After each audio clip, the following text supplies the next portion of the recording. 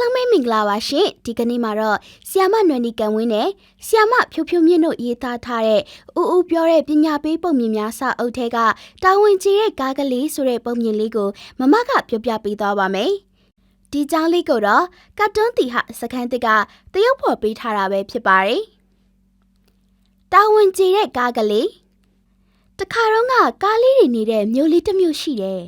အဲ့ဒီကားမြို့လေးဟာတန်ရှင်းတက်ရက်ပြီးတိတ်ကိုချစ်စရာကောင်းတယ်။အဲ့ဒီမြို့လေးမှာတန်ရှင်းရေးကားလေးတစ်စီးလည်းရှိတယ်။သူ့ရဲ့နာမည်ကတော့ဖိုးတီလို့ခေါ်တယ်။ကားကလေးဖိုးတီဟာနေ့တိုင်းမြို့လေးရဲ့လမ်းကြိုလမ်းကြားပါမကျန်တန်ရှင်းရေးလုပ်ပေးရတဲ့သူလေးပေါ့။ဖိုးတီလေးရဲ့တာဝန်က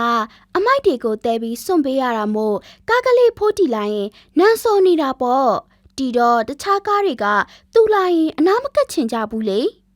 တန်ရှင်းရေးကားလေးဖိုးတီကတော့သူ့ကိုဘသူတွေဘလို့လှုပ်လှုပ်သူ့ရဲ့အလုပ်ကိုကြိုက်တယ်။မျိုးတော်ကြီးကိုတန်ရှင်းအောင်လုပ်ပေးရတဲ့သူ့ရဲ့တာဝန်ကိုသူဂုဏ်ယူနေတတ်တယ်။တနေ့တော့ဖိုးတီလေးဟာသူ့ဆွေမျိုးတွေရှိတဲ့တခြားမြို့ကိုအလဲသွားတဲ့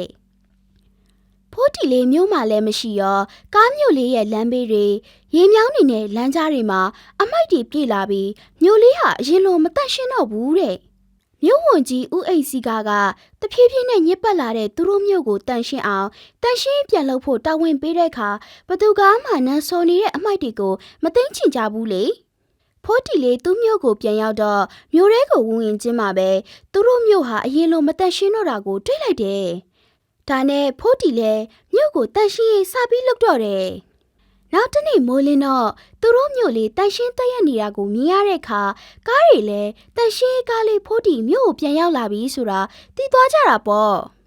ကားတွေဟာအခုဆိုလမ်းပေါ်မှာအမိုက်သိမ်းတန်ရှင်းလုပ်နေတဲ့ဖိုးတီလေးကိုမြင်ရင်ကျေးဇူးတင်စကားပြောပြီးနှုတ်ဆက်ကြတယ်သူတို့မြို့မှာဖိုးတီလေးမရှိလို့မဖြစ်ဘူးလေ